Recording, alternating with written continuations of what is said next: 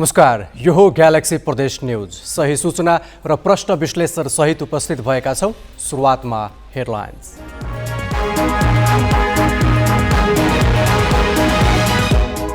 तराईको लाइफलाइनको रूपमा रहेको हुलाकी राजमार्ग निर्माणमा लापरवाही।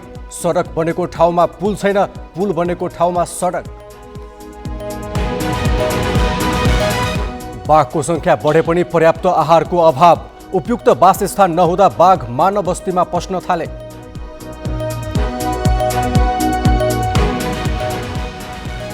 किसानलाई मौसमबारे पूर्व जानकारी दिन चितवनमा मौसम सेवा प्रणाली स्थापना। मौसमको पूर्व सूचनाले क्षति कम गर्न सहयोग पुग्ने अपेक्षा। र पर्वतको ग्रामीण भेगमा सुरु गरिएको टेलिमेडिसिन सेवा प्रभावकारी। उपचारका लागि शहर जाने क्रम घट्यो।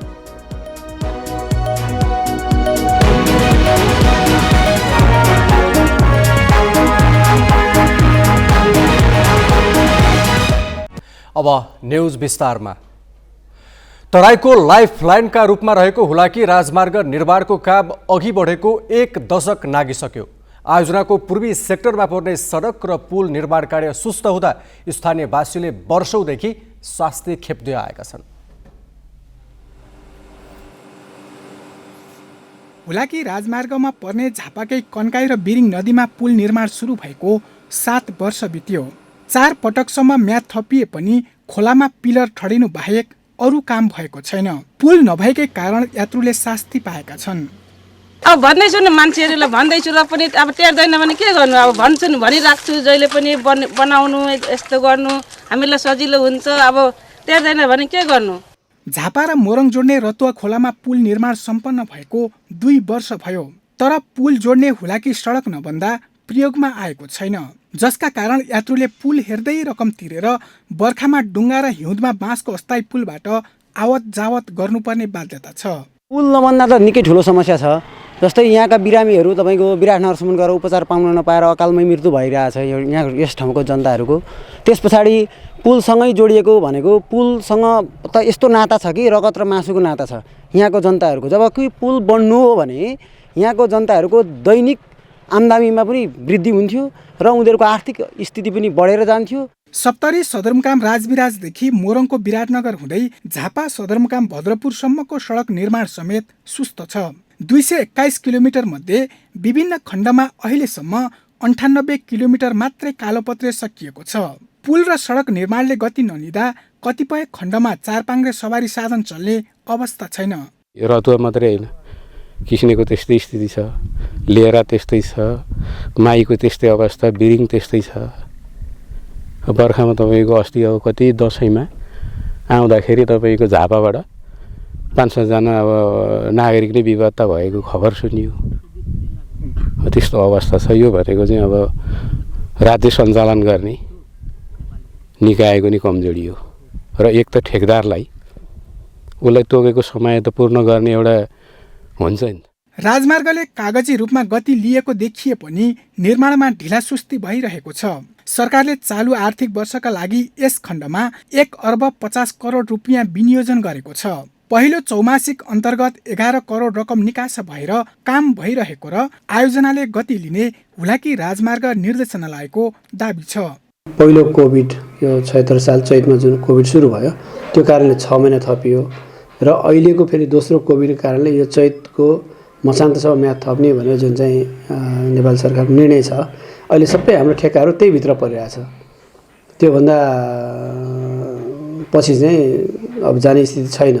त्योभन्दा पछि गयो भने ठेकेदारलाई अब पेनाल्टी लाउने भन्दा हामीसँग छैन।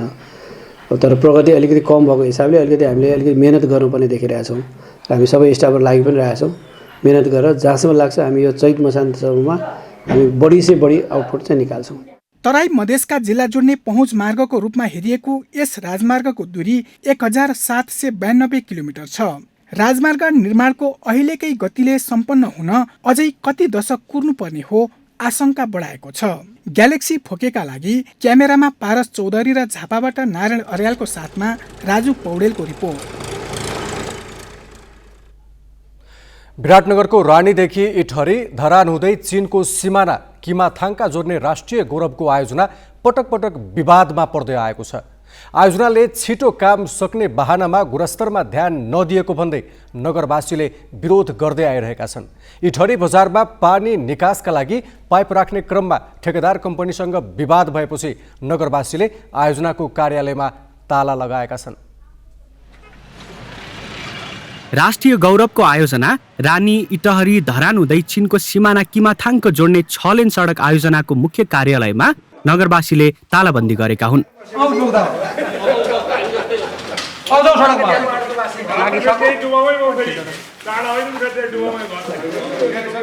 आयोजनाले छिटो काम सक्ने बहानामा गुणस्तरीन काम गरेको आरोप नगरवासीको छ। आयोजना अन्तर्गत इटहरीको मुख्य चोकमा पानी निकासका लागि ठेकदार कम्पनीले हिउँ पाइप विस्तार गरेर काम अगाडि बढाउन खोजेको थियो। तर नगरवासीले हिउँ पाइपबाट वर्षायाममा पर्याप्त पानी निकास नहुने भन्दै कल्भर्ट बनाउन माग राखेका थिए। गएको वैशाखमा कल्भर्ट बनाउने सहमति भए पनि 8 महिनापछि हिउँ पाइप नै राखेर काम अगाडि बढाइएपछि नगरवासी आक्रोशित भएका हुन्। उनीहरूले हिउँ पाइप झिकेर कल्भर्ट नबन्दासम्म ताला नखोल्ने अडान लिएका छन्। उहाँहरूले एकदम ढाड छल गरेर कहिले नउठाउने, डीले पनि फोन नउठाउने, साइट इन्जिनियरले पनि फोन नउठाउने। हिजो त राति त ठेकदार पक्षले चाहिँ पिच गर्न आएको थियो।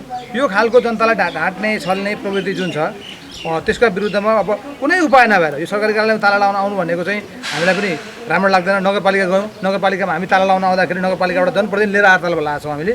उहाँहरूले के भन्नुभयो भने हामीहरूले अगाडि नै पैसा दिइसकेको थियौँ, त्यसले गर्दाखेरि हामीहरूलाई धेरै गाह्रो हुन्छ। अरे हामीहरूलाई किन उहाँहरूले जानकारी गराउनु भयो? त्यतिखेर त पेमेन्ट त भइसकेको थिएन र आज किन पेमेन्ट उहाँहरूले गर्नुभयो भन्दाखेरि पक्कै पनि यहाँहरूले 2 नम्बरी काम गर्नु भइरहेछ। यहाँहरूले आयोजना कार्यालयले पनि हिउँ पाइप झिकेर कल्भर्ट बनाउने स्थानमा विवादकै कारण कालोपत्रे गर्न सकेको छैन।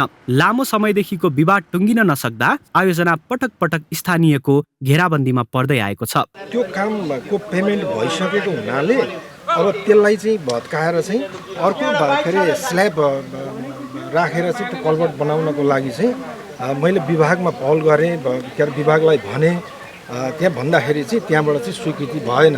त्यसले गर्दाखेरि चाहिँ अहिले हामीले चाहिँ त्यो काम गर्न सकेको छैनौँ। 11 अर्ब रुपैयाँ लागत गरिएको निर्माणाधीन आयोजना 2080 सालसम्म सम्पन्न गर्ने लक्ष्य छ। विराटनगरको रानीदेवी धरानसम्म 42 किलोमिटर सडक मध्ये धरान र दुहबीमा विवादकै कारण ठेक्का लाग्न सकेको छैन। ठेक्का लागेका स्थानमा पनि समयमा काम सम्पन्न हुनेमा शङ्का बढ्दै गएको छ। ग्यालेक्सी फोकेका लागि सुनसरीबाट प्रकाश तिमसिनाको रिपोर्ट। म्याग्दीको रणनीतिक महत्त्वको बेनी दरबाङ सडक आयोजनाको तेस्रो खण्ड निर्माण सुस्त भएको छ। निर्माण सुस्त हुँदा जेडा कच्ची धुलाम्बे र हिलाम्बे सडकमा शास्तिपूर्ण यात्रा गर्न सर्वसाधारण बाध्य भएका छन्। वैशाखमा कोरोना भाइरसको दोस्रो लहर फैलिएपछि जारी भएको निषेधाज्ञासँगै रोकिएको सडक निर्माणको काम अझै सुरु नहुँदा स्थानीयवासी निराश भएका छन्। हिलो छ, धुलो छ, बाटो ठेकदार त्यस्तै छ। अब काम सम्पन्न भएन। अब लकडाउन, पहिला लकडाउन पछि त थोरै थोरै काम भएको, त्यसपछि यो अहिले लकडाउन पछि अब ठेकदार आएन, काम नै भएको छैन। मङ्गला, मालेका र धौलागिरी गाउँपालिकालाई सदरमुकाम बेनीसँग जोड्ने 24 किलोमिटर दूरीको बेनी दरबाङ सडक पूर्वाधार विकास कार्यालयले 3वटा प्याकेजमा स्तरोन्नति गरिरहेको छ। 2078 जेठमा सकिनुपर्ने लामपटा दरबाङ खण्डको हालसम्म 50% मात्र भौतिक प्रगति भएको छ। सडक कालो पत्रेका लागि बिरुवा, क्याराभान, जेभी र पूर्वाधार विकास कार्यालय म्याग्दी बीच 2076 जेठ 31 गते 22 करोड 57 लाख 932 रुपियाँमा ठेक्का सम्झौता भएको थियो। पत्रकार डेकेन्द्र राज थापाको हत्यामा संलग्न रहेको अभियोगमा 3 जनालाई दैलेख जिल्ला अदालतले जन्मकैद फैसला सुनाएको छ। डेकेन्द्र हत्याको 17 वर्षपछि अरूढ भनिने बम बहादुर थापा सहित मुक्ति भनिने बम बहादुर खड्का र केशव खड्कालाई जिल्ला अदालतले जनही 20 वर्षको कैद सजाय सुनाएको हो। न्यायाधीश दण्डपाणी लामिछानेको इजलासले 3 जना आरोपितलाई दोषी ठहर गरेको हो। मुलुकी ऐनमा जन्मकैदको सजाय भए 20 वर्ष कैद हुने व्यवस्था छ। आरोपित मध्येका अर्का भक्तिराम लामिछानेलाई भने 3 वर्षको कैद सजाय सुनाइएको छ। ग्यालेक्सी प्रदेश न्यूज जारी छ। अहिले लाइभ ब्रेक।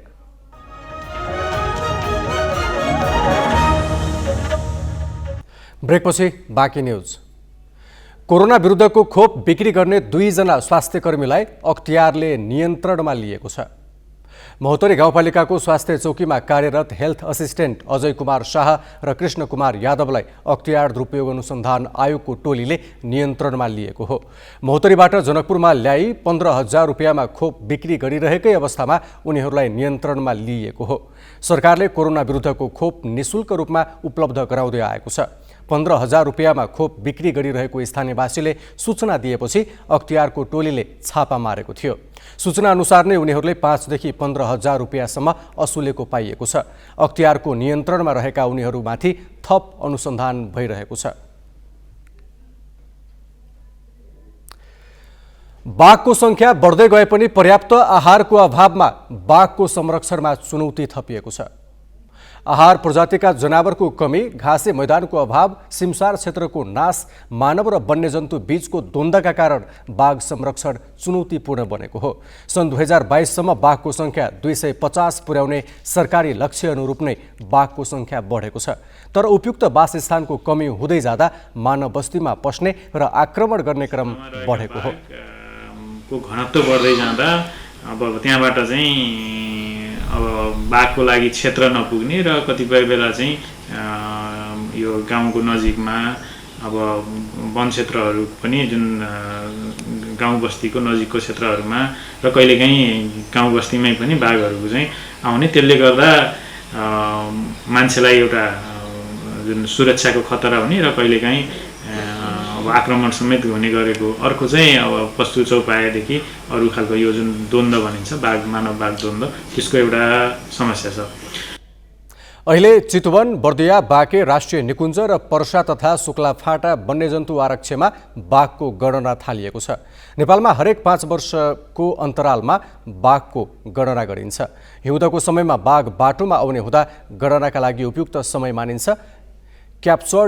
रिक्याप्चर्ड विधिबाट 4 वर्ग किलोमिटरमा 1 जोडी क्यामेरा राखेर बाघको गणना गरिएको चितवन राष्ट्रिय निकुञ्जले जनाएको छ।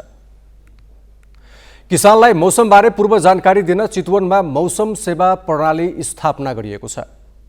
सेवा प्रणालीले मौसमको पूर्व सूचना नहुँदा किसानले बिहोर्नुपर्ने क्षतिलाई न्यून गर्न सहयोग पुग्ने विश्वास लिइएको छ। जलवायु परिवर्तनका कारण कृषि क्षेत्रमा परेको असर कम गर्दै उत्पादन र उत्पादकत्व बढाउन यस प्रणाली सहयोगी बन्नेछ। व्यवहारिक रूपमा किसानको समस्यासँग जोडेर मौसम तथा रोग किरा सम्बन्धी समयमै जानकारी दिने यस प्रणालीको उद्देश्य हो। न्यूनीकरण गर्न सहयोग गर्छ, जसले गर्दाखेरि अटोमेटिक उत्पादनमा समेत वृद्धि हुन सक्छ र अन्य हामीहरूले प्रविधिहरू समेत टेक्नोलोजी समेत किसानहरूलाई दिन सक्छौँ, जसले गर्दाखेरि यसले उत्पादन वृद्धि उत्पादकको वृद्धिमा निकै नै सहयोग पुर्याउने देखिन्छ। स्थानीय स्तरमा आउन सक्ने समस्याको पहिचान गरी डिजिटल सूचना प्रणालीमा पठाउने र त्यसबाट आएका सूचना किसान समक्ष सहजै पठाउन मिल्ने गरी डिजिटल सूचना बोर्ड समेत स्थापना गरिएको छ।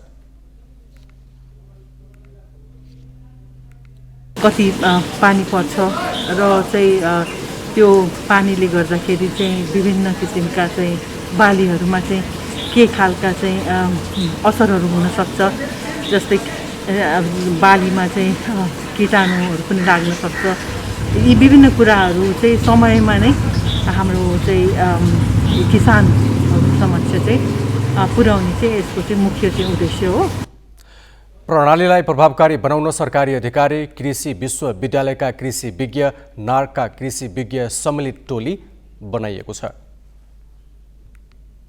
पर्वतको ग्रामीण भेगमा सुरु गरिएको टेलिमेडिसिन अर्थात् दूर चिकित्सा सेवा प्रभावकारी देखिएको छ। अहिले उपचारका लागि सहर जाने क्रम घटेको छ। ठाना मौलाको 4 भन्ज्याङमा सञ्चालित टेलिमेडिसिन सेवामा बिरामीको अवस्थाबारे प्रत्यक्ष विदेशी चिकित्सकसँग परामर्श गरी उपचार गरिन्छ। सर्वसुलभ तवरले दक्ष चिकित्सकबाट उपचार पाउने भएपछि पर्वतका ग्रामीण भेग र आसपासका जिल्लाबाट समेत बिरामी आउँछन्। यसको अलावा उपचार गर्न सदरमुकाम, कुस्मा, पोखरा लगायतका ठाउँमा जानुपर्ने बाध्यताको अन्त्य भएको छ। मार्फत पनि कुरा गरेर है उहाँहरूको प्रब्लमहरू भनेर हामीले उहाँहरूको बारेमा सबै रोगहरू पत्ता लगाउने काम गर्छौँ भनेपछि कतिपय चाहिँ हामीले मेलबाट गर्छौँ है, त्यसरी हुन्छ। त्यही भएर धेरै बिरामीहरू सेटिस्फाई छन् अनि यहाँ आउने बिरामीहरू एकदम राम्रो राम्रो मेडिसिनहरू निःशुल्क पाउने भएर बिरामी सबै सेटिस्फाई नै छन् यहाँबाट। टेलिमेडिसिन विधिबाट उपचार हुन नसकेका बिरामीलाई पोखराको गण्डकी र काठमाडौँ स्थित टिचिङ अस्पतालमा पठाउने गरिएको छ। 4 भन्ज्याङबाट बेलायत गएर बसेका तमु सेवा बेलायत र स्विन फेन च्यारिटेबल ट्रस्टको सहयोगमा टेलिमेडिसिन सेवा सञ्चालनमा ल्याइएको हो। ग्यालेक्सी प्रदेश न्युज अझै जारी छ। अहिलेलाई पुनः ब्रेक।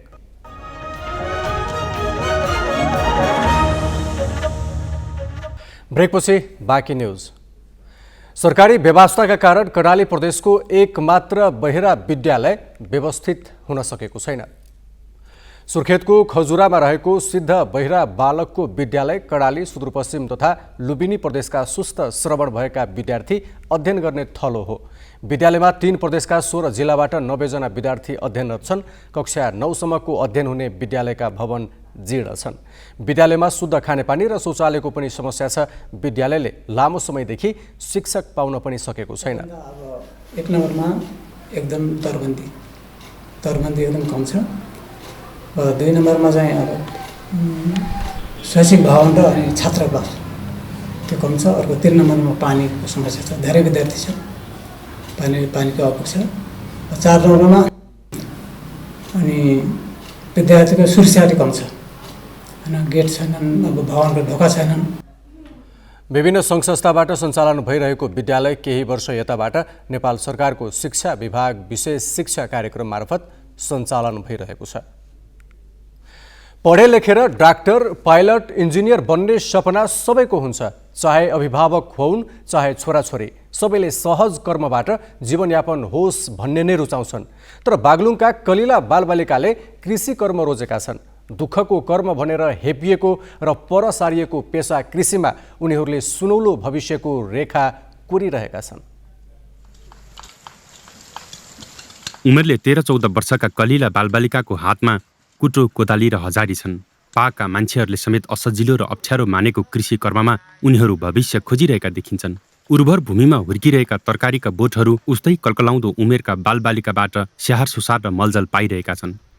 बागलुङको बरिङ गाउँपालिका हुग्दीशिर स्थित पुरुषोदय माध्यमिक विद्यालयमा अध्ययनरत विद्यार्थी कक्षा 9 देखि नै कृषि विषय अध्ययन गर्छन्। सुरुमा अरू गाउँघरमा दाजु दिदीहरूले गरेको देख्दा अनि आफूले पहिल्यैदेखि गरिआएको पेसालाई छोड्नुहुन्न भन्ने कारणले गर्दा पढ्न लाग्यो। बरिङ गाउँपालिकामा कक्षा 9 देखि कक्षा 12 सम्म प्राविधिक धारको कृषि पढाइ सुरु भएको 3 वर्ष भयो। सुरुमा थोरै विद्यार्थी रहेको कृषि धारतर्फको पढाइमा अहिले विद्यार्थीको चाप बढेको छ। कृषि धारतर्फ कक्षा 10 पास गरे सहायक कृषि प्राविधिक र कक्षा 12 सम्म पास गरे प्राविधिक सहायकसम्म सहज तवरले लोकसेवामा भिड्न सक्ने प्रावधान छ। यसकारण पनि कृषि पढाइ विद्यार्थीको रोजाइमा परेको हो। कक्षा 8 सम्मको पढाइ सकेका अन्य स्कुलका विद्यार्थी समेत यहाँ आउने गरेका छन्। विद्यार्थीको पठन पाठन, पाठ्य पुस्तक र स्कुलमा लाग्ने शुल्कदेखि प्रयोगात्मक अभ्यासका लागि आवश्यक सबै सामग्री स्थानीय सरकारले व्यवस्थापन गर्ने भएपछि विद्यार्थीको आकर्षण बढिरहेको छ। प्राविधिक स्कुलको लागि भनेर केही रकमहरू छुट्याएको छ। अब त्यही आर्थिक सहयोगले गर्दाखेरि चाहिँ यहाँ पुस्तक किन्नेदेखि लिएर ल्याबको व्यवस्थापन, फिल्डको व्यवस्थापन गर्नमा गाउँपालिकाको सहयोग छ। स्कुलमा कृषि ल्याब छ। प्रयोगात्मक अभ्यासका लागि करिब 5 रोपनी जग्गामा प्लास्टिक टनेल बनाइएको छ।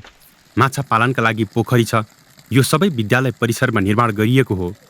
विद्यालयको कृषि प्राविधिक धारतर्फ 66 जना विद्यार्थी अध्ययनरत छन्।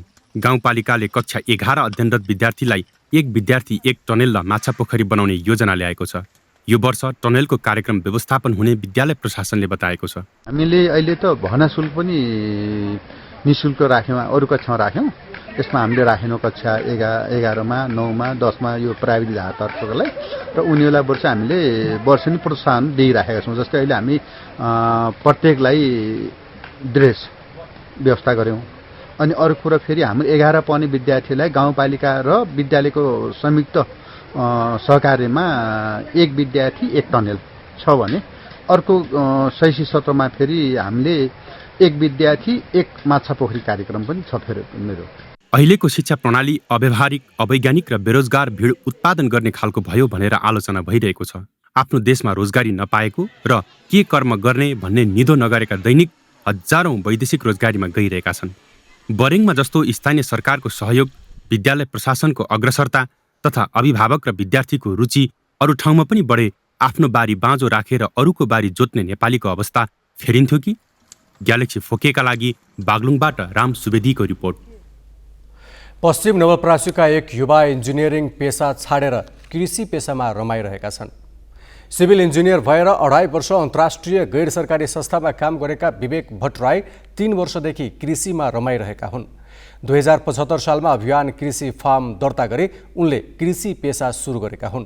सुरुमा करिब 12 लाख रुपियाँ लगानी गरी 400 वटा टर्की पालनबाट उनले व्यवसाय सुरु गरेका थिए। तर आवश्यक प्राविधिक ज्ञान नहुँदा र कोभिड-19 का कारण टर्की पालनबाट उनले लाभ लिन सकेनन्। अहिले उनले सरावल गाउँपालिकामा 1 बिघा र सुनवलमा 10 कट्ठा जग्गा भाडामा लिएर 3000 अमेरिकी पेकिन जातका हाँस र माछा पालेका छन्।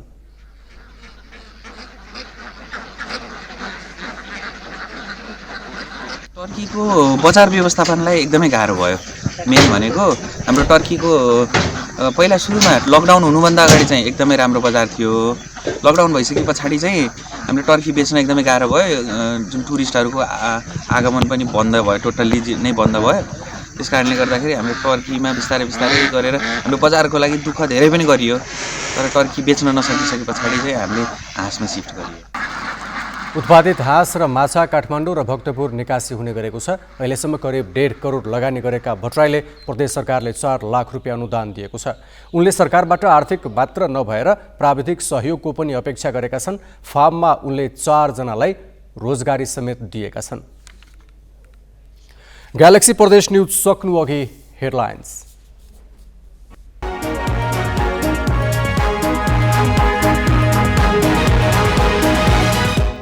तराईको लाइफ लाइनको रूपमा रहेको हुलाकी राजमार्ग निर्माणमा लापरवाही। सडक बनेको ठाउँमा पुल छैन, पुल बनेको ठाउँमा सडक।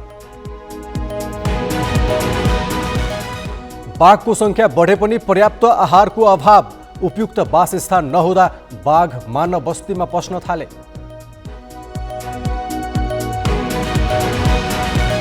किसानलाई मौसमबारे पूर्व जानकारी दिन चितवनमा मौसम सेवा प्रणाली स्थापना। मौसमको पूर्व सूचनाले क्षति कम गर्न सहयोग पुग्ने अपेक्षा। र पर्वतको ग्रामीण भेगमा सुरु गरिएको टेलिमेडिसिन सेवा प्रभावकारी। उपचारका लागि सहर जाने क्रम घट्यो।